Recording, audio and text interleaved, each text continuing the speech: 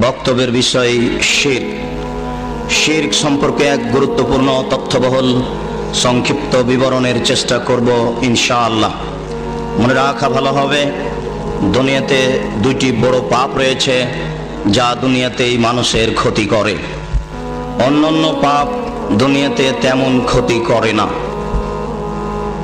তার একটি পাপের নাম হচ্ছে শিরক। শিরক করলে মানুষের অতীতের নেকি নষ্ট হয়ে যায়। শিরক করলে আল্লাহকে হেয় তুচ্ছ করা হয়। আর একটি পাপ হচ্ছে বিদআত। বিদআত করলে মানুষের সামনের ইবাদত কবুল হয় না। বিদআত করলে আল্লাহর নবীকে হেয় তুচ্ছ করা হয়। বিদআত করলে আল্লাহর নবীকে উপেক্ষা করে ইবাদত করা হয়, যার পরিণাম ভয়াবহ। শিরক সম্পর্কে মহান আল্লাহ বলেন, ইয়া বুনাইয়া লা তুশরিক বিল্লাহ ইন্নাশ শিরকা লাযুলমুন আযীম। লোকমান হাকিম তার ছেলেকে শিরকের ব্যাপারে সতর্ক করো তো বলেন, বৎস, তুমি আল্লাহর সাথে শিরক করো না। শিরক সবচেয়ে বড় পাপ। দুনিয়াতে যত পাপ রয়েছে তার সবচেয়ে বড় পাপ হচ্ছে শিরক। তিনি তার ছেলেকে শিরক থেকে বাঁচার জন্য সাবধান ও সতর্ক করছেন। মহান আল্লাহ অন্যত্রে বলেন, ইন্নাহু মান ইউশরিক বিল্লাহ ফাকাদ হারামাল্লাহু আলাইহিল জান্নাহ ওয়া মাওয়াহুন নার। নিশ্চয় যারা শিরক করে তাদের জন্য জান্নাত হারাম হয়ে যায়। শিরক করে যারা, তারা জান্নাতে প্রবেশ করার সুযোগ পাবে না। ওয়া মাওয়াহুন নার, তাদের জন্য জাহান্নাম হচ্ছে থাকার জায়গা, তাদের আশ্রয়স্থল হচ্ছে জাহান্নাম।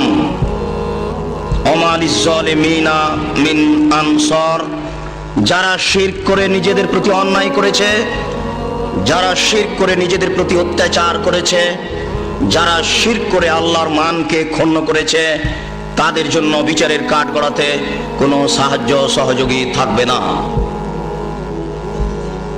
মহান আল্লাহ বলেন, লাউ আশরাকু লাহাবিতা আনহুম মা কানু ইয়ামালুন। তারা যদি শিরক করে তাহলে তাদের কোনো নেকি থাকবে না, সব নেকি নষ্ট হয়ে যাবে। মহান আল্লাহ বলেন, লাইন আশরাকতা লা ইয়াহবাতান্না আমালুক ওয়া লা তাকুনান্না মিনাল খাসিরিন। হে মুহাম্মদ সাল্লাল্লাহু আলাইহি সাল্লাম, আপনি যদি শিরক করেন তাহলে আপনারও সমস্ত নেকি নষ্ট হয়ে যাবে। পৃথিবীর সাধারণ মানুষ তো দূরের কথা, আপনি একজন নবী হওয়ার পরেও যদি আপনি শিরক করেন, আল্লাহ তাআলা আমাদের নবীকে শিরক সম্পর্কে সতর্ক করেন, যার ব্যাপারে শিরকের ধারণা সম্ভব হতে পারে না, যার ব্যাপারে শিরকের কোনো আশা করা যায় না, যাকে শিরক মুক্ত করেই সৃষ্টি করা হয়েছে, এমন ব্যক্তিকে সতর্ক করা মানে পৃথিবীর সকল মানুষকে যথাযথভাবে শিরক থেকে সাবধান ও সতর্ক থাকার জন্য কঠোরভাবে মহান আল্লাহ আদেশ করেছেন। মহান আল্লাহ বলেন, হে মুহাম্মদ সাল্লাল্লাহু আলাইহি সাল্লাম, আপনি যদি শিরক করেন তাহলে আপনার সমস্ত নেকি নষ্ট হয়ে যাবে। ওয়া লা তাকুনান্না মিনাল খাসিরিন, অবশ্যই আপনি ক্ষতিগ্রস্তদের অন্তর্ভুক্ত হবেন। যারা শিরক করে জাহান্নামের অন্তর্ভুক্ত হয়েছে, আপনিও রক্ষা পাবেন না, জাহান্নামীদের একজন হবেন, ক্ষতিগ্রস্তদের একজন হবেন। তাহলে একজন নবীও যদি শিরক করেন রেহাই পাবেন না। শিরক মহাপাপ। যদিচ নবীদের ব্যাপারে পরকালীন ক্ষতিগ্রস্ত হওয়ার কোনো প্রমাণ নেই, নবী দ্বীন প্রচার করে সফলতা অর্জন করেন আর না করেন তাতে আসে যায় না। কোন নবীর পরকাল হারাবে এ মর্মে আল্লাহ এবং আল্লাহ রাসূল কিছু বলে যাননি। অনেক নবী এমন রয়েছেন যারা দ্বীন প্রচার করে সফলতা অর্জন করতে পারেননি। রাসূল সাল্লাল্লাহু আলাইহি সাল্লাম এক বৈঠকে বলেন, ওয়ারিজাত আলাইয়াল উমামাল মাজিয়া, আমার সামনে অতীতের সকল নবী এবং তাদের অধীনস্থ জনগণকে পেশ করা হলো। রায়তুন নাবিয়া মাহু আর রাহাত, তন্মধ্যে একজন নবীকে দেখলাম, তার সাথে কিছু লোক রয়েছে। ওয়ান নাবিয়া মাহুম আর রাজুল আর রাজুলান, আর একজন নবীকে দেখলাম, তার সাথে একজন বা দুইজন লোক রয়েছে। ওয়ান নাবিয়া মাহু লাইসা মাহু আহাদুন, আর একজন নবীকে দেখলাম, তার সাথে কোনো লোকই নেই। কি বুঝলাম? এমনও কত নবী দুনিয়াতে গেছেন যারা একজন থেকে দুইজন লোককে হেদায়েত করতে পেরেছেন। দেশে শাসন ব্যবস্থা কায়েম করা তো বহু দূরের কথা, রাষ্ট্রীয় ক্ষমতা অর্জন করা তো দূরের কথা। ওয়াল্লাহে আল্লাহর কসম, ওয়াল্লাহে আল্লাহর কসম, ওয়াল্লাহে আল্লাহর কসম, এই ইসলামী রাজনীতি হচ্ছে আর দাওয়াত সালাফিয়ে। অতীতের সাহাবী তাবেঈ যে দাওয়াত দিয়েছেন, মানুষকে শিরক থেকে ও বিদআত থেকে বাঁচতে বলেছেন, এটাই হচ্ছে রাজনীতি। এ ব্যতীত বিকল্প কোন রাজনীতিকে ইসলাম গ্রহণ করে না। যে রাজনীতিতে মানুষের মানবতা থাকে না, যে রাজনীতিতে মানুষ একজন অপরজনকে হায়না পশুর মতো দেখে, পেলেই কখন ছিঁড়ে খাবে, কখন তাকে হত্যা করবে, মারবে, এরকম নোংরা রাজনীতি, এরকম বর্বর রাজনীতিকে ইসলাম গ্রহণ করে না। যার জন্য মূলত মনে করতে হবে ইসলামী রাজনীতি হচ্ছে আর দাওয়াত সালাফিয়ে। অতীতের সাহাবী তাবেঈ তাবে তাবেঈ যেইভাবে মানুষকে শিরক বিদআত থেকে বাঁচতে বলেছেন, সৎ পথে আমল করার জন্য আদেশ করেছেন, বর্তমান আলেম ওলামাদের জন্য এটাই উচিত হবে, কর্তব্য হবে দাওয়াত সালাফেরই দাওয়াত দেওয়া, যাতে করে মানুষ আল্লাহকে চিনতে পারে, আল্লাহকে বুঝতে পারে। তিনি বলেন, ফারাআইতু আন-নাবিয়্যা ওয়া মা'হু সাদুন আযীম, আর একজন নবীকে দেখলাম, তার সাথে অনেক মানুষ আছে। জানান্তু আন্নাহুম উম্মতি, আমি মনে করলাম এই লোকগুলি হতো আমার উম্মত। আমাকে বলা হলো না, হুয়া মূসা ওয়া কওমুহু, তিনি হচ্ছেন মূসা আলাইহিস সালাম এবং তার সম্প্রদায়। হাদিসের ভাষায় বোঝা যাচ্ছে যে মূসা আলাইহিস সালামের অনেক লোক অনুসারী হয়েছিল। তারপরে আরেকজন, তারপরে দেখলাম মুসাদুন আযীম, বড় একটা দল। কিলা আন্নাহুম উম্মাত, বলা হলো এরাই হচ্ছে আপনার উম্মত। ফীহিম রিজালুন ইয়াদখুলুনাল জান্নাহ বিগাইরি হিসাবিন ওয়ালা আযাবিন, ফীহিম রিজালুন সাবুন আলফ, তাতে ৭০,০০০ লোক রয়েছে যারা বিনা হিসাবে জান্নাতে যাবে, যাদের কোনো শাস্তি হবে না। আপনি যে আপনার অনেক জনগণ দেখছেন, আপনার জনগণের মধ্যে, আপনার উম্মতের মধ্যে ৭০,০০০ লোক রয়েছে যাদের কিয়ামতের মাঠে কোনো জিজ্ঞাসাবাদ করা হবে না, যাদের কোনো শাস্তি হবে না, হিসাব ছাড়াই এমনিতেই তাদেরকে জান্নাতে চলে যেতে বলা হবে। তারা কারা? লা ইয়াস্তারকুনা, যারা কোনোদিন ঝাড়ফুঁক করেনি, হক না হক, হক ঝাড়ফুঁকও তারা গ্রহণ করেনি, না হক ঝাড়ফুঁকও তারা গ্রহণ করেনি। ঝাড়ফুঁকের পথে গেলে আল্লাহর উপরে ভরসা, তাওয়াক্কুল কমে যায়। এই কাজ তারা করেনি, ১ নম্বর গুণ। ২ নম্বর গুণ হচ্ছে ওয়ালা ইয়াতাতাইয়ারুনা, তারা কোনো সময় কুফল গ্রহণ করেনি। কুফল বলতে বাড়ি থেকে বের হয়েছেন, কি যেন ভুলে গেছিলেন, আবার বাড়ি যেতে হবে, মনটা বলছে কাজ মনে হয় ভালো হবে না, আবার বাড়ি ফিরে যাব কি করে, এই যে মনে ধাক্কা দিচ্ছে, এর নাম কুফল।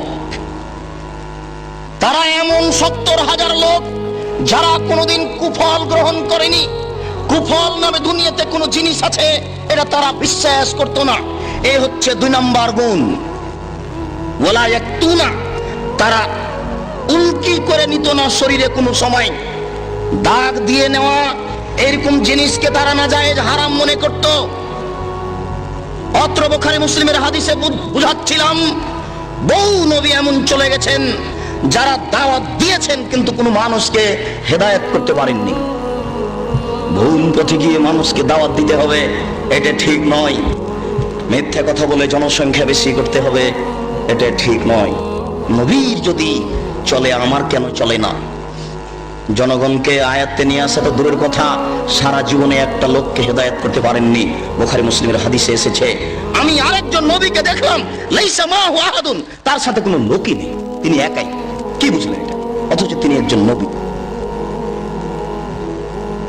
আব্দুল্লাহ ইবনে আমর রাদিয়াল্লাহু তাআলা আনহু বলেন, রাসূল সাল্লাল্লাহু আলাইহি সাল্লাম এক বৈঠকে বললেন, মনে রেখো, আকবারুল কাবায়রা সালাসা, সবচেয়ে বড় পাপ তিনটি। তার মধ্যে এক নাম্বার বড় পাপ হচ্ছে আল ইশরাকু বিল্লাহ, আল্লাহর সাথে শিরক করা। আল্লাহর সাথে শিরক করলে আল্লাহকে হেয় তুচ্ছ করা হয়। এই দেশের মাটিতে মানুষের বুঝে আকীদায় আল্লাহতে গন্ডগোল রয়েছে। তাদের আল্লাহ নিরাকার আর আমাদের আল্লাহ সাকার, আকার আকৃতি আছে। তাদের আল্লাহ সর্বত্র বিরাজমান, পায়খানা ঘরেও থাকে, পেশাবখানাতেও থাকে, বাড়িতেও থাকে। আমাদের আল্লাহ থাকেন সপ্তম আকাশের উপরে। দেখেন, আল্লাহতেও গন্ডগোল রয়েছে।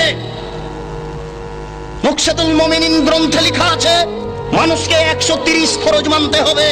তার এক ফরজ হচ্ছে আল্লাহকে নিরাকার মানতে হবে। 3, 4, 5 এর এইসব মাদ্রাসা শিক্ষা বইগুলিতে লেখা আছে আল্লাহ হচ্ছেন নিরাকার। নাউজুবিল্লাহ, শত শত আয়াত রয়েছে যাতে প্রমাণ হচ্ছে আল্লাহর চক্ষু আছে, আল্লাহর কান আছে, আল্লাহর হাত আছে, আল্লাহর পা আছে। একাধিক আয়াত দ্বারা প্রমাণিত, সহিহ হাদিস দ্বারা প্রমাণিত। এরপরেও এক শ্রেণীর মানুষ নিজে ধ্বংসের পথে চলেছে, অপরকে ধ্বংসের দিকে টেনে নেওয়ার জন্য এরকম মন্তব্য করছে। নবীতেও গন্ডগোল। তাদের নবী হচ্ছে নূরের তৈরি আর আমাদের নবী হচ্ছেন মাটির তৈরি।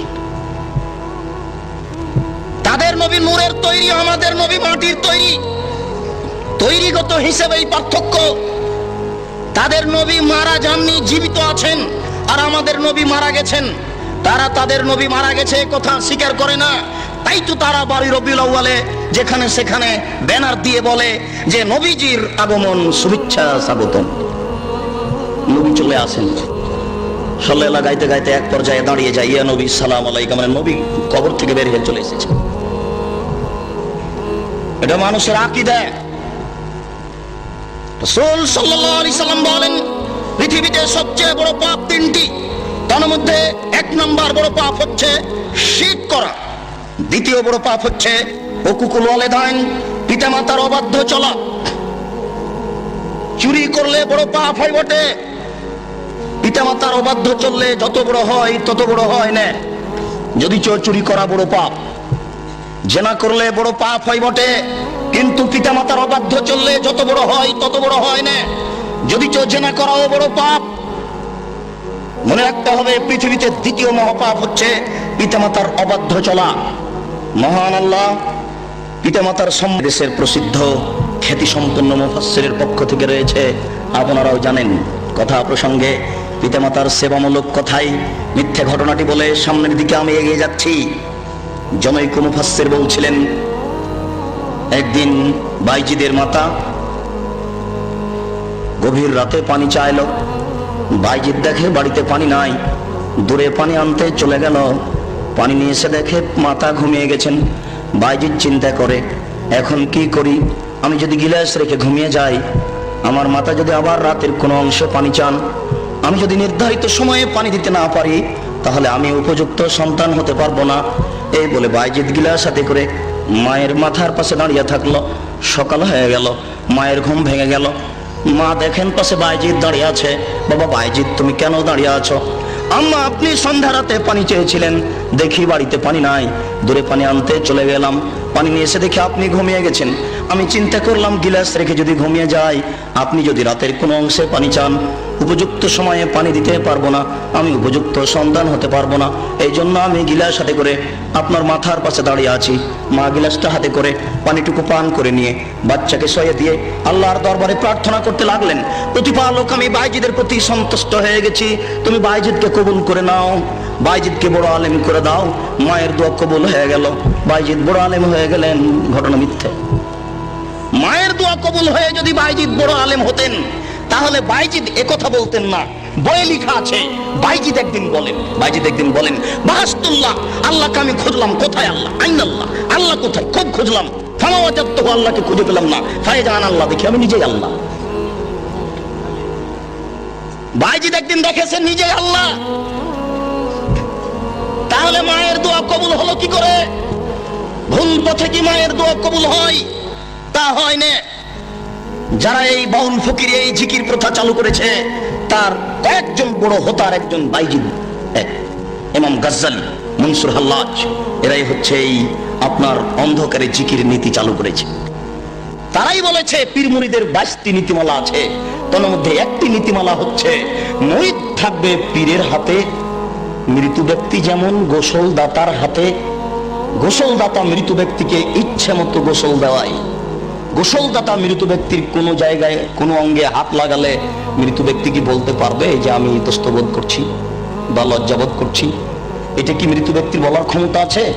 মৃত ব্যক্তি যেমন কিছু বলতে পারে না, কিছু বলে না, ঠিক মুরিদও তেমন পীরের হাতে। পীর মুরিদকে ইচ্ছে মতো কাজে লাগাবে, ব্যবহার করবে। একটু যদি কিছু বলে তাহলে মুরিদই কেটে যাবে। এটা দেশে বাস্তবায়ন হচ্ছে, এটা মানুষ করছে, লাখো মানুষ এটা করে চলেছে। আমরা পিতামাতার সেবার জন্য এরকম মিথ্যা কাহিনী জনগণের সামনে পেশ করতে চাই না। জাতির যদি বাড়িঘর করে দিতে না পারি, জাতির যদি রাস্তাঘাট করে দিতে না পারি, জাতির যদি স্কুল কলেজ করে দিতে না পারি, তাহলে জাতিকে চূড়ান্ত সঠিক ধর্ম দিতে পারবো, এতে আমরা বিশ্বাসী ইনশাআল্লাহ। ধর্মের নামে জাতিকে কোনোদিন ফাঁকি দিব না। ধর্মের নামে জাতিকে ফাঁকি দেওয়ার জন্য আমরা বাড়ি থেকে বের হইনি।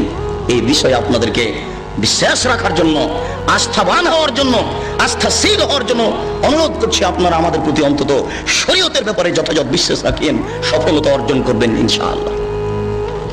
আমরা পিতামাতার সেবার জন্য ওইরকম কথা বলতে চাই যে 3 জন লোক রাস্তা থেকে বের হলো, রাস্তায় বের হলো, বৃষ্টি আসার কারণে 3 জন এক গর্তে আটকা পড়লো। গর্তের মুখের উপর একটা পাথর চলে আসলো, পাথর সরিয়ে তারা বের হতে পারবে না। ভালো কাজ আল্লাহর দরবারে পেশ করে বিপদ থেকে বাঁচা যায়। ভালো কাজ আল্লাহর দরবারে পেশ করে বিপদ থেকে রক্ষা পাওয়ার চেষ্টা করা যায়। 3 জনের গর্তে আটকা পড়লে 3 জনের একজন বলল, আল্লাহুম্মা লি ওয়ালিদাইনি শাইখানি কাবীরানি, প্রতিপালক আমার 2 জন অথর্ব অচল বৃদ্ধ পিতামাতা ছিলেন, তাদের চলার কোনো ক্ষমতা ছিল না। কুনতু আলাইহিম, আমি তাদের উপরে ছাগল চড়াতাম। সারাদিন ছাগল চড়িয়ে সন্ধ্যায় বাড়িতে এসে দুগ্ধ দহন করে আমার পিতামাতাকে আগে পান করাতাম, তারপরে আমার ছেলে মেয়েকে পান করাতাম। এটা আমার চিরাচরিত নীতি। কোন একদিন কাছে ঘাস পাইনি, যার কারণে দূরে চলে যাই। না তাই তো হাত্তাম সাইতো, আমি ঠিক মতো আসতে পারিনি। আস্তে আস্তে সন্ধ্যা হয়ে গেছে, দুধ দহন করে নিয়ে এসে দেখি আমার পিতামাতা ঘুমিয়ে গেছে। আমি গিলাস হাতে করে মাথার পাশে দাঁড়িয়ে থাকলাম। আক্রাহন উকে যাহুমা, আমি খারাপ মনে করছি তাদের ঘুম থেকে জাগাই কি করে। আমি এটাও খারাপ মনে করছি আমার পিতামাতাকে ছেড়ে দিয়ে আমার বাচ্চাদেরকে আগে দুধ পান করাই কি করে। এটা আমি কোনোদিন করিনি, এটা আমার নীতির উল্টা। তাই আমি গিলাস হাতে করে আমার পিতামাতার মাথার পাশে দাঁড়িয়ে থাকলাম। ওয়াতা জাগাউনা ইনদা কাদামাইয়া, আমার 2 পায়ের নিচে আমার ছেলেরা চিৎকার করতে থাকলো, আব্বা সারাদিন থেকে কিছু খায়নি, আমাদের খাওয়ার পান করার ব্যবস্থা করুন, আমরা খুব ক্ষুধার্ত। আপনার ছেলে যদি একটু চিৎকার করে উঠে লাফ দিয়ে ওখানে গিয়ে কোলে তুলে বলেন, আম্মু কি হলো, আব্বু কি হলো, দেখেছেন ছেলে মেয়ে পায়ের নিচে চিৎকার করছে। তিনি বলছেন, দাবি ও দাবু হাত্তা তালাল ফজর, প্রতিপালক আমি বিপদে পড়ে তোমার দরবারে বলছি। আমি ওই পিতামাতার মাথার পাশে গিলাস নিয়ে যখন দাঁড়িয়ে থাকি, ওই সময় আমার ছেলে মেয়েরা চিৎকার করছিল, তারা চিৎকার করতে থেকেছে, আমি গিলাস নিয়ে দাঁড়িয়ে থেকেছি। থাকতে থাকতে সকাল হয়ে গেছে। ফাইন কুনতা তাআলাম, তুমি যদি মনে করো ইন্নী ফালতু যালিকা লিইবতিগা ওয়াজহিকা, আমি এই কাজটা করেছি একমাত্র তোমাকে সন্তুষ্ট করার জন্য, আমি তোমার সন্তুষ্টি অর্জনের জন্য এই কাজ করেছি। সারা রাত আমার ছেলে মেয়ে চিৎকার করতে থেকেছে, আমি সারা রাত গিলাস নিয়ে দাঁড়িয়ে থেকেছি, এতে শুধু তোমার সন্তুষ্টি চাই। আজকে বিপদে পড়েছি, ওই সন্তুষ্টির বিনিময়ে তুমি আজকে আমাকে এই গর্তের মুখ থেকে, এই গর্ত থেকে রক্ষা করো। আল্লাহ তাআলা গর্তের মুখ থেকে পাথর সরিয়ে দিল। বুখারী মুসলিমের হাদিস। এতে থেকে আপনাকে কি দিলাম? আপনি আপনার পিতামাতার কি করবেন? আপনি আপনার পিতামাতার কি করতে পারেন? ছোট ছেলেকে সবাই আদর করতে পারে, বাচ্চা ছেলেকে চুমো সবাই খেতে পারে, বৃদ্ধ পিতামাতা পেশাব পায়খানা বিছানে করছে, এরকম পিতামাতাকে ছেলের মতো আদর করতে পারে কয়জন? এটা একটা পরীক্ষা। ওই সময়তে পিতামাতাকে খুব ভালো লাগে না, খারাপ লাগে। আর আমার এদিকে বিরুদ্ধে আছে স্ত্রী, ও মোটেই চায় না। ও বলে তোমার পিতামাতাকে আমি দেখতেই পারি না, ওদের দেখলে আমাকে খারাপ লাগে। সেবা করা তো দূরের কথা, এখন আপনি কি করবেন? জান্নাতের মূল হচ্ছে এরাই। আল্লাহর নবী বলেছেন তোমার মায়ের পায়ের নিচে জান্নাত, এই হাদিস সহিহ। আল্লাহর নবী বলেছেন তোমার মায়ের পায়ের নিচে জান্নাত। সাখাতুর রব্বে সাখাতুল ওয়ালিদাইন, পিতামাতা যদি সন্তুষ্ট থাকেন আল্লাহ সন্তুষ্ট, জান্নাত পাওয়া যাবে। পিতামাতা যদি অসন্তুষ্ট থাকেন তাহলে আল্লাহ অসন্তুষ্ট, জান্নাত পাওয়া যাবে না। সাখাতুর রব্বে সাখাতুল ওয়ালিদাইন, পিতামাতা যদি অসন্তুষ্ট থাকেন আল্লাহ অসন্তুষ্ট, জান্নাত পাওয়া যাবে না জাহান্নাম ছাড়া। রেজা রব্বে রেজাল ওয়ালিদাইন, পিতামাতা যদি সন্তুষ্ট থাকেন তাহলে আল্লাহ সন্তুষ্ট। তাহলে আল্লাহকে সন্তুষ্ট করার আগের একটা স্তর, আগের একটা ধাপ, আগের একটা স্তর হচ্ছে যে পিতামাতাকে সন্তুষ্ট করা। পিতামাতাকে সন্তুষ্ট না করে তাহাজ্জুদ পড়ে জান্নাত পাওয়া যায় না। তবে পিতামাতার দিকে সুনজরে তাকালে কবুল হজের সমান নেকি হয়, এ হাদিসটি জাল। পিতামাতার দিকে তাকালে কবুল হজের সমান নেকি হয়, এ হাদিস জাল। পিতামাতার দিকে সুনজরে তাকালে কবুল হজের সমান নেকি হয়, এ হাদিস জাল। প্রত্যেক লোমে লোমে কুরবানির এক নেকি হয়, এ হাদিস জাল। জাল হাদিস আছে, এই দুনিয়াতে বিশ্বাস রাখতে হবে। ইবাদত করার পূর্বে সতর্ক সাবধান থাকতে হবে কোন হাদিসের প্রতি আমল করা যাবে কি যাবে না। স্বামীর সেবায় জান্নাত পাওয়া যায়, স্বামীর পায়ের নিচে জান্নাত এ কথা নয়। রাসূল সাল্লাল্লাহু আলাইহি সাল্লাম বলেছেন কোন মহিলা যদি মারা যায়, তার স্বামী যদি তার উপরে সন্তুষ্ট থাকে তাহলে সে জান্নাতে যাবে, তার জন্য জান্নাত চূড়ান্ত। আল্লাহর নবী বলেছেন মান সাল্লাত মান সামাত সাহরাহা, কেউ যদি রমজান মাসের সিয়াম পালন করে আর 5 ওয়াক্ত সালাত আদায় করে, ওয়াতাত বালাহা, স্বামীর যদি সেবা করে, ওয়াহাসানাত ফারজাহা, যদি লজ্জা স্থানকে কন্ট্রোলে রাখতে পারে, ফালতাদখুল মিনাই বাবিন মিনাল জান্নাহ, তাহলে জান্নাতের যে কোনো দরজা দিয়ে প্রবেশ করতে পারে। আল্লাহর নবী অন্য জায়গাতে বলছেন যে স্বামীর এত মান, স্বামীর এত মর্যাদা স্ত্রীর উপরে বেশি, স্বামীর মান মর্যাদা এত বেশি যে স্বামীর যদি শরীরে ফোড়া হয়, ফেটে যায়, কেটে যায়, আর ওখান দিয়ে যদি রক্তপুঁজ বের হতে থাকে, আর তার স্ত্রী যদি এগুলো জিহ্বা দিয়ে চাটে, তাহলে সে তার স্বামীর হক আদায় করতে পারবে না। তাহলে কি রক্তপুঁজ স্ত্রীকে জিহ্বা দিয়ে চাটতে হবে? এটি কি কথা? জি না। এই কাজও যদি করে, এই কাজও যদি করে, তবুও সে তার স্বামীর হক আদায় করতে পারবে না। তো কলেজে ইউনিভার্সিটিতে চাকরি করে সারাদিন বাড়িতে না থেকে হক আদায় করবে কি করে? জাতি যেমন তাকে মূল্যায়ন করে না, তারাও তেমন মূল্যায়ন করবে না। তা তো ছিল সুন্দর বস্তু, তা তো ছিল দামি বস্তু, নরম বস্তু। 10 মাস 10 দিন তার মা তাকে পেটে রেখেছে, 2 বছর দুধ পান করিয়েছে, 5 বছর তেল কাজল দিয়ে মানুষ করেছে, 20 বছর 25 বছর যাবত লেখাপড়া শিখিয়েছে, সুন্দর করে আদর করে আপনার হাতে তুলে দিয়েছে। আপনি তাকে ভোগ করবেন এই জন্য, তবু আপনি তাকে মারেন কেন? তাকে গালি দেন কেন? আপনি কি ভাবছেন? এতে পিতার সার্থকতা কি? এতে পিতা কি পেলেন? এখানে পিতার কি রয়েছে? এত শ্রম দেওয়ার পরে আপনার হাতে তুলে দেওয়া হয়েছে, এরপরে আপনি তার সাথে অন্যায় আচরণ করেন। আল্লাহ তাকে বলছেন যে আমি স্ত্রীকে সৃষ্টি করেছি যেন তোমরা শান্তি তৃপ্তি পাও। কিসের শান্তি তৃপ্তি? কাকে বলে? ও তো ফিল্ডে ঘুরে বেড়াচ্ছে, ও তো সম অধিকার চাচ্ছে। এভাবে শান্তি তৃপ্তি টিকে না। বলছিলাম পৃথিবীতে দ্বিতীয় মহাপাপ হচ্ছে পিতামাতার অবাধ্য চলা, তৃতীয় মহাপাপ হচ্ছে কাউলুস সুরে, মিথ্যা কথা বলা। আল্লাহর নবী অন্যত্রে বলেন কেউ যদি মিথ্যা কথা বলে তাহলে তার মুখের ডান দিককে ফেড়ে পিছন দিকে নিয়ে যাওয়া হবে, মুখের বাম দিককে ফেড়ে পিছন দিকে নিয়ে যাওয়া হবে। আল্লাহর নবী অন্যত্রে বলেছেন যারা মিথ্যা কথা বলে তাদের ইবাদত কবুল হওয়ার বিষয়টি ভাববার বিষয়। মিথ্যে কথা বললে মুখ অপবিত্র থাকে। মিথ্যে কথা থেকে সাবধান থাকতে হবে, মিথ্যে কথা থেকে বেঁচে থাকতে হবে। অফিরায়াতিন কাউলুস জুরে শাহাদাতুস জুরে, অন্য এক বর্ণনা রয়েছে মিথ্যে সাক্ষী দেওয়া হচ্ছে পৃথিবীতে তৃতীয় মহাপাপ।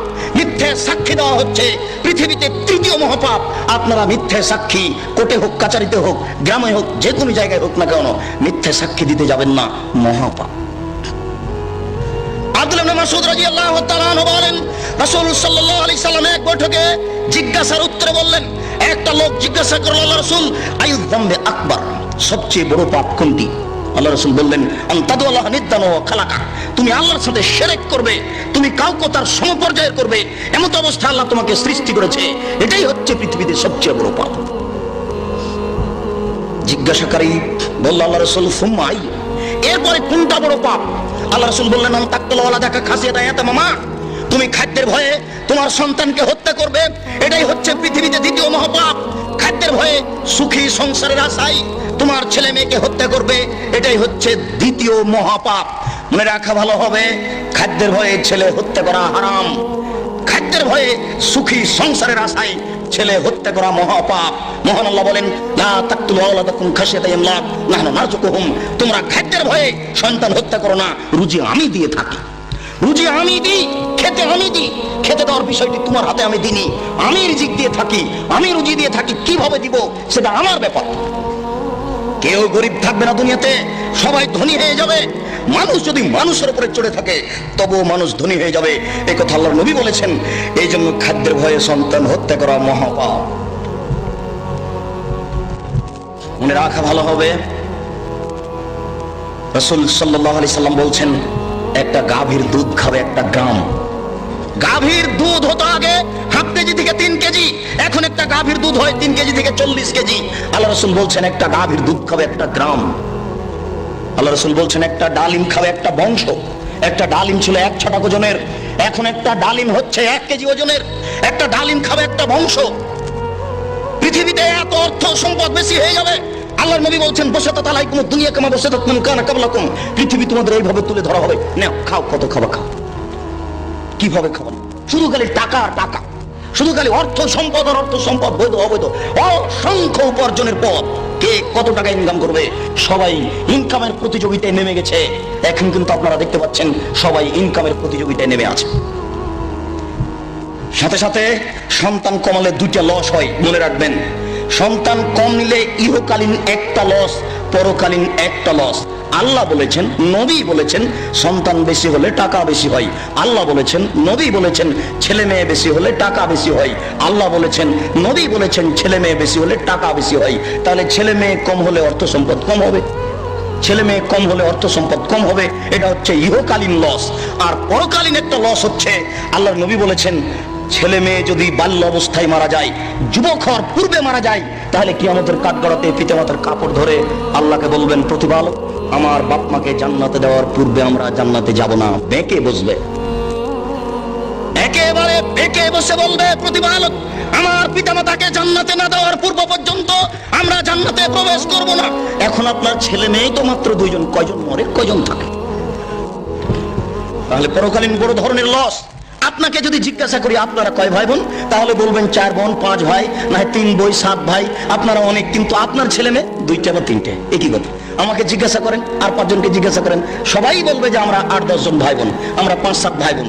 এখন আপনার বিষয়টা আমার বিষয়টা জিজ্ঞাসা করলে কমে এসেছে, তো তাদের চলে, আমাদের চলে না। ভুল, সন্তান কম নিলে 2টা লস হবে। রাসূল সাল্লাল্লাহু আলাইহি সাল্লামকে জিজ্ঞাসাকারী বললেন, আল্লাহর নবী, সুম্মা আইয়ুন, এরপরে মহাপাপ কোনটি? আল্লাহ রাসূল বললেন, আনতাজনি হালিলাতা জারি, তুমি তোমার প্রতিবেশীর সাথে জেনা করবে, এটা হচ্ছে 3য় মহাপাপ। প্রতিবেশীর সাথে জেনা করা মহাপাপ, এর অর্থ এই নয় যে দূরের মহিলার সাথে জেনা করা ছোট পাপ, এটা নয়। প্রতিবেশীর সাথে জেনা করলে ডবল পাপ হয়, প্রতিবেশীর সাথে জেনা করলে ডবল পাপ হয়। প্রতিবেশী মানে মহিলার স্বামী সৌদি আরব চাকরি করতে গেছে, কথার কথা, তাহলে ওই মহিলা ও আপনার আমানতে আছে, আপনি তার বাজার করে দিবেন, রাস্তাঘাটে কোনো সুবিধা অসুবিধা দেখবেন, সমস্যা দূর করার চেষ্টা করবেন, কেননা ও আপনার আমানতে আছে। এই সুযোগে আপনি তার সাথে জেনা করলেন, তাহলে এক হলো আমানতের খেয়ানত, আর এক হলো জেনা, ডবল 2টা পাপ বড় বড় জমা হয়ে গেছে। এই জন্য আল্লাহ রাসূল বলছেন, প্রতিবেশীর সাথে জেনা করা 3য় মহাপাপ। এমনিতে জেনা মহাপাপ। তিনি বলেন, আল বিক্র বিল বিক্রে জিলদু মিয়া ওয়া তাকরিবু সানা, অবিবাহিত ছেলে মেয়ে যদি জেনা করে তাহলে তাকে 100 লাঠি পিটিয়ে 1 বছরের জন্য এলাকা থেকে তাড়িয়ে দিতে হবে। রাসূল সাল্লাল্লাহু আলাইহি সাল্লাম বলেন, আস্তাইবু বিসাইব আর রাজমু, বিবাহিত নারী পুরুষ যদি জেনা করে তাহলে তাকে ঢেল দিয়ে পাথর দিয়ে দুনিয়া থেকে মেরে ফেলতে হবে, তার বেঁচে থাকার কোনো সুযোগ নাই। হাদিসের অনেক অংশের একটু ছোট অংশ যাতে আমরা তুমি গ্রামের সম্প্রদায়ের একজন মহিলা রাসূলের নিকট আসলো, এসে বলছে আল্লাহ রাসূল তাহেরনি, আমাকে পবিত্র করেন। আল্লাহ রাসূল বলেন ইরজাই, তুমি বাড়ি ফিরে যাও, আস্তাগফিরুল্লাহ, আল্লাহর নিকটে ক্ষমা চাও, ও তুবি ইলাইহি, তুমি তওবা করো, তোমার পাপ ক্ষমা হয়ে যাবে। তখন মহিলা বলে আতুরাদ্দুনি কামা রাদাত্তা মাইজ ইবনে মালিক, যেভাবে আপনি মাইজ ইবনে মালিককে ফিরিয়ে দিয়েছিলেন ওইভাবে কি আমাকে ফিরিয়ে দিতে চাচ্ছেন? অন্নাহু হুবলা মিনাজ জিনা, আমার পেট উঁচু হয়েছে, অবৈধ সন্তানে, দয়া করে আমার বিচার করে দেন। আল্লাহ রাসূল একটু থেমে বলছেন ঠিক আছে, ইরজাই হাত্তা তালিদি, তুমি বাড়ি চলে যাও, যেদিন তোমার বাচ্চা হবে সেই দিন আসিও তোমার বিচার করে দিব। মহিলা এভাবে বাড়িতে চলে গেল। যেদিন সন্তান হলো সেই সবেমাত্র হয়েছে সন্তান, এই সন্তান নিয়ে বিচারালয়ে উপস্থিত আল্লাহর নবী, এই যে সন্তান জন্ম নিয়েছে আপনি বিচার করে দেন। আল্লাহ রাসূল একটু থেমে বলছেন আচ্ছা ঠিক আছে, তুমি বাড়ি যাও, বাচ্চাকে দুধ পান করাও, যেদিন বাচ্চা দুধ ছেড়ে দিবে সেদিন নিয়ে আসিও, তোমার বিচার করে দিব। মহিলা বাচ্চা নিয়ে বাড়ি চলে গেল, বাচ্চাকে 2 বছর যাবত দুধ পান করালো। 2 বছর পরে বাচ্চা নিয়ে বিচারালয়ে উপস্থিত, ও ফিয়াদেহি কেসরাত খুবজিন, এমন অবস্থায় বাচ্চার হাতে এক টুকরা রুটি রয়েছে, এই রুটি প্রমাণ করে যে বাচ্চা খাদ্য খেতে পারে। বাচ্চা নিয়ে বিচারালয়ে উপস্থিত আল্লাহর নবী, বাচ্চার বয়স 2 বছর হয়েছে, আপনি বিচার করে দিন বাচ্চা এখন খাদ্য খেতে থাকতে পারে। বাচ্চার আল্লাহ রাসূল হাতে নিয়ে একজন মুসলমানের হাতে সমর্পণ করলেন এবং বললেন ইযহাবু বিহা আহফিরুল্লাহ লা সাদরিহা ফারজিমুহা, সঙ্গী সাথী তোমরা একে মাঠে নিয়ে যাও, মাঠে নিয়ে গিয়ে গর্ত করে বুক পর্যন্ত পুঁতে দাও, এরপরে চতুর্দিক থেকে ঢেল ইট পাথর মেরে মেরে দুনিয়া থেকে বিদায় করে দাও। সাহাবীরা বলছেন রাসূলের আদেশ অনুপাতে আমরা তাকে মাঠে নিয়ে গেলাম, মাঠে নিয়ে গিয়ে একটা গর্ত খুঁড়লাম, গর্ত খুঁড়ে বুক পর্যন্ত পুঁতে দিয়ে চতুর্দিক থেকে ঢেল পাথর মারতে লাগলাম। খালিদ বিন ওয়ালিদ বলেন আমি একটা তার মুখের উপরে পাথর মারলাম, ফাতানাজ্জাহ দামালাহ খালিদ, পাথরটা মুখের উপরে লেগে মুখ ফেটে রক্ত ছিটে এসে খালিদের গায়ে লাগলো। ফাসবাহা, খালিদ তাকে গালি দিয়ে বসলেন। আল্লাহ রাসূল বলছেন মাহলেনা খালিদ, খালিদ থামো, একে গালি দিও না, লাকা তাবাত লাউ তাবাস সাইবু মাকসিন লা গফিরা লাহু, পাপী যদি এরকম তওবা করে তাহলে তার পাপকে ক্ষমা করা হবে। মহিলা এত বড় তওবা করেছে, মহিলা এত তওবা করেছে, মহিলা এত একনিষ্ঠভাবে ভয় ভীতি নিয়ে আল্লাহর দরবারে ক্ষমা চেয়েছে। এরকম ক্ষমা যদি বড় থেকে বড় পাপী চাই তবুও তাকে ক্ষমা করা হবে। আল্লাহর নবী বুঝতে পেরেছিলেন মহিলার ক্ষমা হয়ে গেছে, আল্লাহর নবী বুঝতে পেরেছিলেন মহিলা অনুতপ্ত হয়েছে। এরপরেও বিচার রক্ষা হলো না, এরপরেও বিচার রক্ষা হয়নি। অন্যায় প্রকাশ হয়ে গেলে তার বিচার হবেই চূড়ান্ত। যদি জেনা ঘরে ঘরে হচ্ছে, জেনা মানুষের কাছে কোনো বড় ব্যাপার নয়। বলছিলাম পৃথিবীতে 3য় মহাপাপ হচ্ছে প্রতিবেশীর সাথে অন্যায়ভাবে জেনা করা। রাসূল সাল্লাল্লাহু আলাইহি সাল্লাম বলেন আল্লাহ তাআলা এক বৈঠকে বললেন, আল্লাহ তাআলা কোন এক পর্যায়ে বললেন ইবনে আদম লা আতাইতানি বিকুরাবিল আরজি খাতায়া সুম্মা লাকিতানি লা তুশরিক বিশাই লা আতাইতুকা বিকুরাবিহা মাগফিরাতান। আদম সন্তান নারী পুরুষ তোমরা যদি বিচারের কাঠগড়াতে আকাশ জমিন পরিমাণ পাপ নিয়ে উপস্থিত হও, আকাশ জমিনের মধ্যে যে ফাঁকা রয়েছে এই পরিমাণ পাপ নিয়ে যদি উপস্থিত হও আর যদি শিরক না করে থাকো, আমি আল্লাহ তোমাদের সমস্ত পাপকে ক্ষমা করে দিব। তুমি একদিন বলছিলাম যে ইন্না লিল্লাহি মিয়া রাহমা, আল্লাহর নিকটে রয়েছে 100টি দয়া, আল্লাহর নিকটে ছিল 100টি দয়া। আনজালা মিনহা রাহমাতান ওয়াহিদা, তোর মধ্যে একটি দয়া আল্লাহ ভাগ করে দিয়েছেন বাইনাল জিন্নে ওয়াল ইনসে ওয়াল বাহাইম ওয়াল হাওয়ামে, চতুষ্পদ প্রাণীর মাঝে, মানুষের মাঝে, জিনের মাঝে, হিংস্র প্রাণীর মাঝে, সকলের মাঝে একটি দয়া আল্লাহ ভাগ করে দিয়েছেন। একটি দয়ার ভিত্তিতে এটা তাফুনা, মানুষ পরস্পরে ভালোবাসা দেখায়, গাভী তার বাচ্চাকে জিহ্বা দিয়ে চাটে, মানুষ তার বাচ্চাকে চুমো খায়, মুরগি তার বাচ্চাকে আদর করে ডাকে। আল্লাহ তাআলা 99 রাহমা ইয়ারহামু বিহা ইয়াউমুল কিয়ামা, আল্লাহ তাআলা 99টা দয়া নিজের কাছে রেখেছেন। এই 99টা দয়া দিয়ে আল্লাহ বিচারের কাঠগড়াতে মানুষকে ক্ষমা করবেন। আল্লাহ কত বড় দয়াবান! আল্লাহর দয়াকে আদম করে না, আদম সন্তান আল্লাহর দয়ার 5 পয়সা দাম দেয় না। ওমর রাদিয়াল্লাহু তাআলা আনহু বলেন একদা আল্লাহ রাসূলের নিকটে একদল বন্দী মানুষ আসলো। বন্দী মানুষের মধ্যে একজন মহিলা ছিল। মহিলা এমন ছিল মনে হচ্ছে যেন তাহাল্লাবু সাদিয়াহা তাসা, মহিলা ছুটাছুটি করছে তার বাচ্চার জন্য, তার স্তনে দুধ বেশি হয়ে গেছে, দুধ বাচ্চা খায়নি, মনে হচ্ছে যেন দুধ স্তন থেকে বয়ে পড়ে। এমত অবস্থায় মহিলা তার বাচ্চাকে পেয়ে নিল, ফাখাজাতু, পেয়ে তাকে ধরে নিল, ওয়াল সাকাতু বিবাতনিহা, ধরে তাকে পেটের সাথে জড়িয়ে নিল, ওয়ারজাতু, তার বাচ্চাকে দুধ পান করালো। আল্লাহ রাসূল সাহাবীদেরকে বলছেন মা তারাও না, স্বামী সাথী তোমরা বলো তো হাল তাতরাহু ওয়ালাদাহা ফিন্নারে, এই মহিলা কি তার বাচ্চাকে আগুনে নিক্ষেপ করতে পারে? সাহাবীরা বললেন জি না, এই মহিলা বাচ্চাকে আগুনে নিক্ষেপ করতে পারে না। আল্লাহ রাসূল বলছেন আল্লাহু আরহামু আলাল ইবাদ মিন হাজিহি আলা ওয়ালাদিহা, এই মহিলা তার বাচ্চার উপরে যত দয়াবান, এই মহিলা তার বাচ্চার উপরে যত দয়াবান, মহান আল্লাহ তার বান্দাদের উপরে এর চেয়ে অনেক অনেক বেশি দয়াবান। তাই আল্লাহ তাআলা বলছেন, বিচারের কাঠ গড়াতে তোমরা যদি শিরক ছাড়া অন্যান্য পাপ নিয়ে উপস্থিত হও তাহলে আমি ক্ষমা করে দিব। অন্য এক বর্ণনা রয়েছে, যেদিন জাহান্নামীরা জাহান্নামে চলে যাবে, জান্নাতীরা যখন জান্নাতে চলে যাবে, এরপরে মহান আল্লাহ জাহান্নামে তিনবার অঞ্জলি দিয়ে 3 অঞ্জলি মানুষকে জাহান্নাম থেকে বের করে জান্নাতে দিয়ে দেবেন। তার বিশেষ দয়া, 3 অঞ্জলি মানুষ জাহান্নাম থেকে বের করে জান্নাতে দিয়ে দিবেন। তাই তো ডক্টর শহীদুল্লাহ আর মৌলানা আব্দুল্লাহিল কাফি আল কুরাইশির মধ্যে একবার তর্ক বিতর্ক হয়েছিল। ডক্টর শহীদুল্লাহ বলেছিলেন, আল্লাহর অঞ্জলি কি ছোট? সমস্ত মানুষ তো অঞ্জলিতে উঠে যেতে পারে, ফেরাউনও উঠে যেতে পারে। মৌলানা আব্দুল্লাহিল কাফি আল কুরাইশি বলেছিলেন, জি না, ঈমান থাকে না যার, অঞ্জলিতে আসার সুযোগ হবে না তার। ঈমান থাকে না যার, অঞ্জলিতে আসার সুযোগ হবে না তার। বলছিলাম, মহান আল্লাহ কিয়ামতের মাঠেও মানুষের প্রতি দয়া করবেন। 3 অঞ্জলি মানুষ জাহান্নাম থেকে বের করে জান্নাতে দিয়ে দিবেন। মহান আল্লাহ অন্যত্র বলেন, ইন্নাল্লাহা ইয়াগফিরু আন ইউশরাকা বিহি ওয়া ইয়াগফিরু মা দুনা যালিকা লিমান ইয়াশা। শিরক ছাড়া যত পাপ রয়েছে সমস্ত পাপ ক্ষমা করা হবে, শিরকের পাপ ক্ষমা করা হবে না। শিরক মহাপাপ, শিরক বড় পাপ। শিরক করলে আল্লাহকে অপমান করা হয়, শিরক করলে আল্লাহকে হেয় তুচ্ছ করা হয়, শিরক করলে অতীতের নেকি নষ্ট হয়ে যায়। কয়েকটি শিরক রাসূলুল্লাহ সাল্লাল্লাহু আলাইহি সাল্লাম ফিয়াদ রাজুলিন হালকা, একদা আল্লাহর নবী এক লোকের হাতে দেখলেন তামার বালা। তামার বালা দেখে আল্লাহ রাসূল বললেন, মা হাযিহি, কি তোমার হাতে তামার বালা কেন? লোকটি বলল, হাযিহি মিনাল ওয়াহিনা, আমার শরীরে দুর্বলতা রয়েছে, আমি দুর্বল মানুষ, এটাকে দূরে করার জন্য তামার বালা ব্যবহার করি। আল্লাহ রাসূল বললেন, ইনজিহা, তুমি একে খুলে ফেলো, লা তাজিদুকা ইল্লা ওয়াহানান। এই তামার বালা তোমার গায়ে থাকলে, হাতে থাকলে তোমার রোগী বেশি হবে, তুমি আরোগ্য লাভ করতে পারবে না। শোনো, লাউ মুত্তাওয়াহি আলাইকা মাফলাতে ইয়াউমুল কিয়ামা, এই তামার বালা যদি তোমার হাতে থেকে যায় আর তুমি যদি মারা যাও তাহলে কিয়ামতের মাঠে তুমি রক্ষা পাবে না, তোমাকে জাহান্নাম যেতে হবে।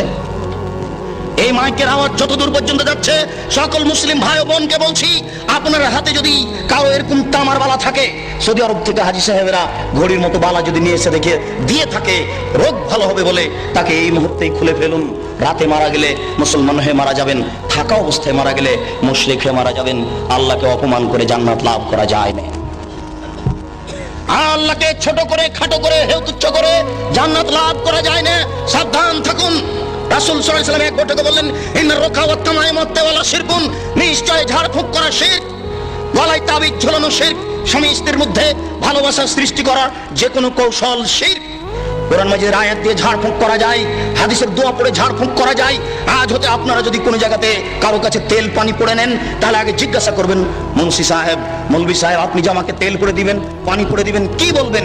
যদি উনি হাদিসের দোয়া পড়েন, কোরআন মাজিদের আয়াত পড়েন, তাহলে আপনি পানি পড়ে নিতে পারেন, অন্যথা আপনিও মুশরিক, সেও মুশরিক, পরকাল হারিয়ে যাবে।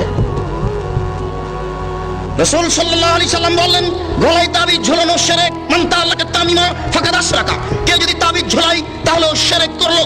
যে কোনো তাবিজ, যে কোনো মাদুলি, কোরআন মাজিদের আয়াত লিখে তাবিজ ঝুলালে ডবল অন্যায় হয়। কোরআন মাজিদ কারো গলায় ঝুলে পায়খানায় যাওয়ার জন্য আসেনি, গলায় ঝুলে পেশাবখানায় যাওয়ার জন্য আসেনি। যে কোনো অন্যায় করবে কোরআন মাজিদের আয়াত গলায় করে, এটা নয়। এদেশের কোরআন মাজিদের প্রথমে দেখবেন কতগুলি নকশা করা আছে, এই নকশার তাবিজ ঝুলালে এই হয়। এদেশে যারা কোরআন ছাপাচ্ছে, এরকম আকীদা যারা রাখে, এরাও মুশরিক। এই পাতাগুলি ছিঁড়ে ফেলতে হবে।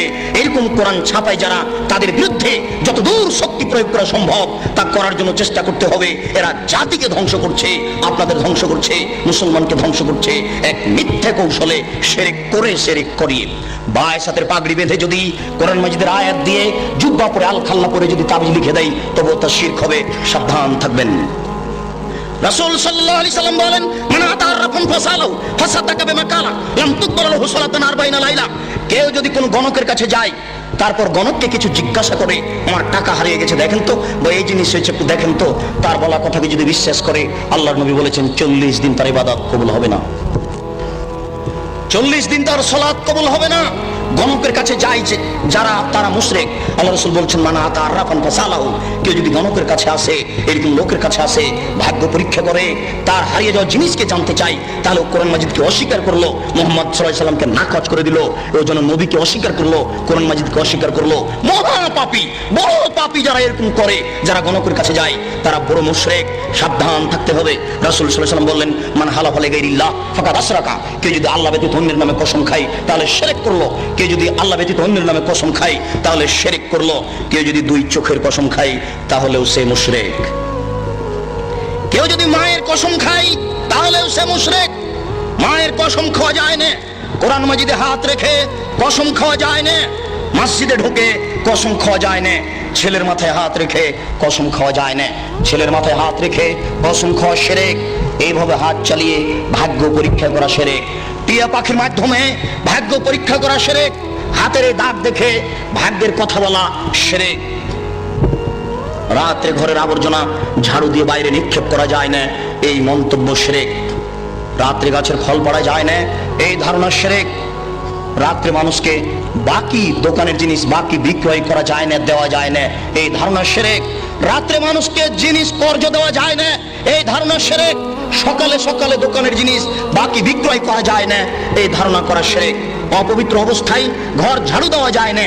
আপনার স্ত্রী, আপনার বৌমা অপবিত্র অবস্থায় ফরজ গোসল না করে ভাত রান্না করতে পারে না, ঘর ঝাড়ু দিতে পারে না, এগুলি ধারণা করা শিরক। আপনার স্ত্রী, আপনার বৌমা অপবিত্র অবস্থায় ফরজ গোসল না করে সব কিছু করতে পারে, ঘর ঝাড়ু দিতে পারে, ভাত রান্না করতে পারে, ভাতের পাতিল থেকে ভাত বের করতে পারে, মানুষকে খাবার দিতে পারে, পারে না নামাজ পড়তে, সালাত আদায় করতে, পারে না কোরআন তেলাওয়াত করতে, এ ব্যতীত যা কাজ আছে সবকিছু করতে পারে। দিনাজপুরের জনৈক হেডমাস্টার আমাকে বলছেন, আব্দুল রাজ্জাক সাহেব, একটা গোপন জিজ্ঞাসা আপনার কাছে করছি, মনে কিছু নিয়েন না। আমরা অপবিত্র অবস্থায় রাত্রে ঘুম থেকে উঠে বা বিছানা থেকে উঠে হাতে রুমাল জড়াই। হাতে রুমাল জড়ানোর পরে ওই যে দরজাতে যে খিল আছে, বন্ধ করা আছে খিল, ওটা বুঝেন কি? ওই খিলটা হাতে গামছা জড়ানো অবস্থায় খুলি, কেননা এ হাত যদি কাঠের সাথে লেগে যায় তাহলে কাঠ অভিশাপ করবে।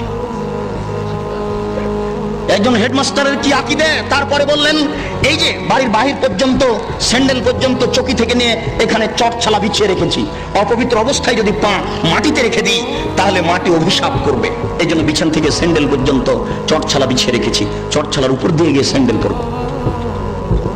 একজন মাস্টারের আকীদা এরূপ। এই দেশে এরকম আকীদা চলে। গরুকে লাথি মারা যায় না, এই ধারণা শিরক। ধানের উপর দিয়ে জুতা পায়ে দিয়ে হাঁটা যায় না, এই ধারণা শিরক। হাত থেকে গ্লাস পড়ে গেলে কুটুম্ব আসতে পারে, এই ধারণা শিরক। ঘরের উপরে কাক ডাকছে কেউ আসতে পারে, এই ধারণা শিরক। তুলসীর গাছ উঠিয়ে ফেললে বা তুলসীর গাছ ভেঙে ফেললে বা তাতে লাথি মারলে ক্ষতি হতে পারে, এই ধারণা শিরক। এমন দুনিয়াতে কাজ ও কর্ম আছে যেগুলি করলে এই হতে পারে, এই হতে পারে, এরকম নামে যত মন্তব্য আছে এইগুলি সব শিরকের অন্তর্ভুক্ত। সাবধান থাকুন। রাসূল সাল্লাল্লাহু আলাইহি সাল্লামের ভাষায় বোঝা যাচ্ছে ছবি ও মূর্তি হচ্ছে শিরকের উৎস। আল্লাহ রাসূলের কথাই বোঝা যাচ্ছে ছবি ও মূর্তি হচ্ছে শিরকের উৎস।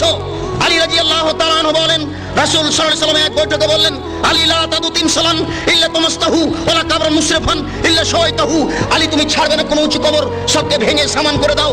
আলী তুমি ছাড়বে না কোনো ছবি মূর্তি, সবকে ভেঙে খান খান করে দাও, চৌচির করে দাও।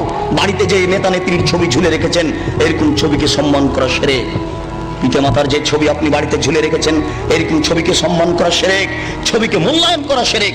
আপনার ছেলে মেয়ের পাসপোর্ট সাইজের ছবি রেখে, আপনার ছেলে মেয়ের লেখাপড়ার জন্য, পরীক্ষা দেওয়ার জন্য পাসপোর্ট সাইজের ছবি রেখে বাড়িতে যত ছবি আছে অ্যালবামের সমস্ত ছবির মুখের উপরে লাথি মেরে সবকে ছিঁড়ে চৌচির করে দিতে হবে, পানিতে আগুনে পুড়িয়ে দিতে হবে, পানিতে ফেলে দিতে হবে।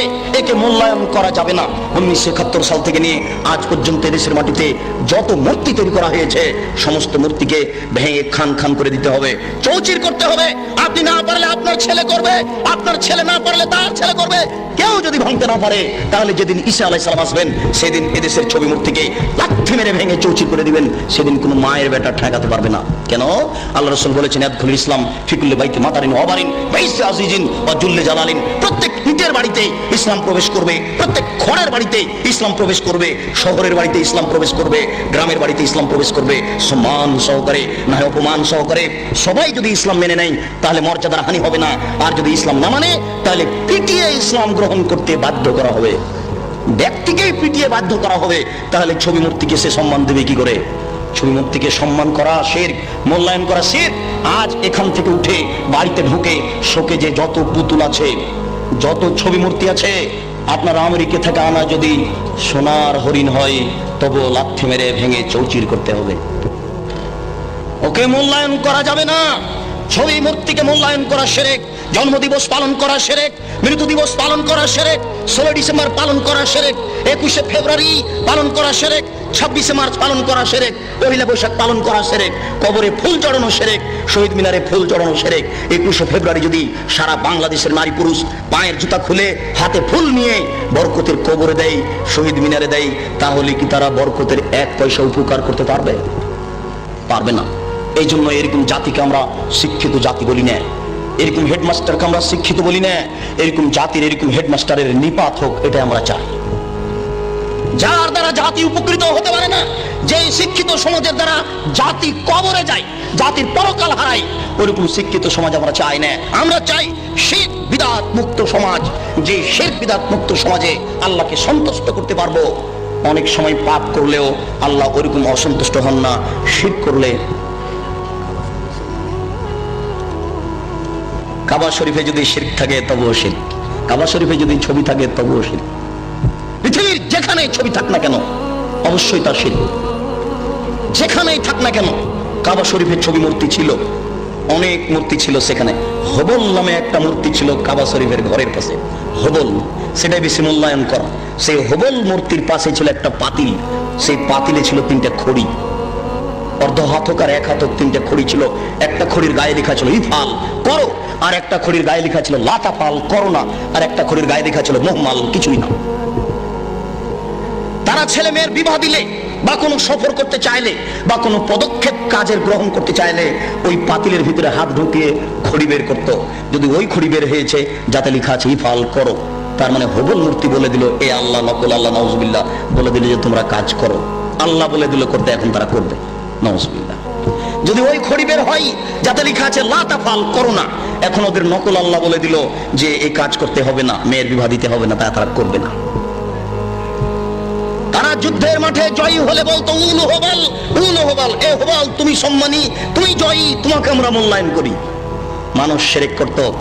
মহান আল্লাহ বলেন জাল হক এসেছে সত্য, ওয়াজাহাকাল বাতিল চলে গেছে মিথ্যে, ইন্নাল বাতিলা নিশ্চয় মিথ্যে, কানা যাহুকা চিরদিন মিথ্যে।